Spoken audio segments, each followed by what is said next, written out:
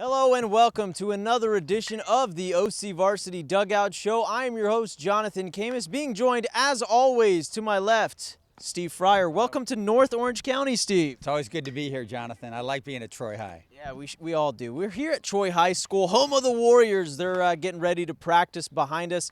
We'll talk about Troy in a sec. But first, our player of the week, Steve. Who is it this week? Well, I went with Foothill High senior outfielder Drake Wood. Went 6 for 8 last week in a pair of wins over Villa Park. 2 key North Hills League wins for the Foothill Knights. And he was, like I said, 6 for 8. 3 doubles, 4 RBIs. Nice week for Drake Wood. Hey, don't forget about Beckman senior Jack Weiss, who threw a no-hitter last week. Okay, you mentioned Troy. I mentioned Troy. We're here at Troy. The Warriors are practicing behind us, and they just got done sweeping Sonora last week, who have been perennially the Freeway League favorite to the tune of, what, 10 out of the last 12 crazy years, something like that, Steve.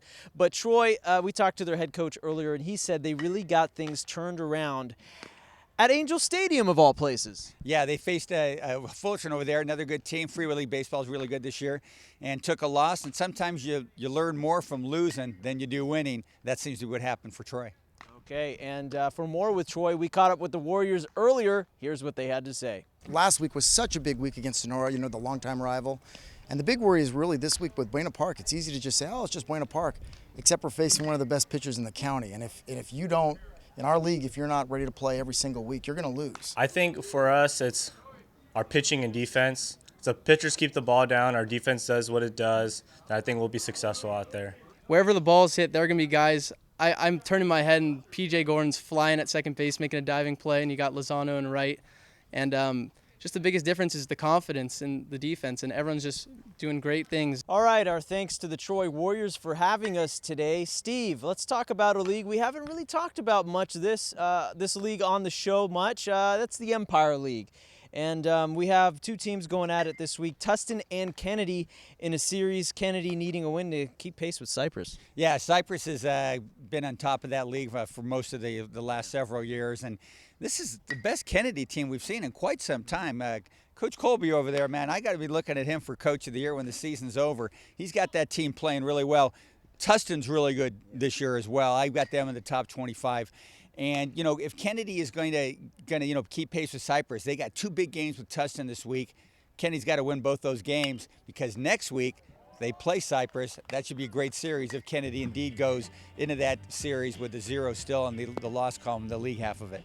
Another league that gets no love from the Dugout Show. I blame Steve Fryer. That is, the league, the Academy League, yeah, where Sage, Hill, and Korean Lutheran are going to have a 2-game series this week. I believe both are undefeated in league here, Steve? That is correct. Sage is 8-0, Korean's 6-0. I'm going to be at that game on Tuesday. Should be pretty good.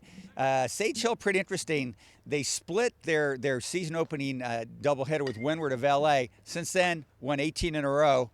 Longest winning streak in county baseball. They're 19-1. Korean Lutheran's doing really well.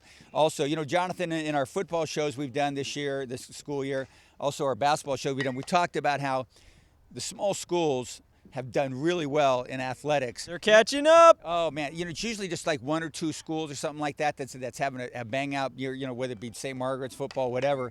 This year, gosh, so many really good schools, have done well in football and basketball. It's really interesting to see that the level of athletics in the small schools in Orange County has risen. Not just 1 or 2 teams, but like a lot of different teams, a lot of sports. Fun to see that. The culture may be a change in here in Orange County. Well, as always, thanks to Steve Fryer. I'm your host, Jonathan Khamis. That's it for the OCVarsity Dugout Show. But for more baseball updates, check out OCVarsity.com, where we've got you covered.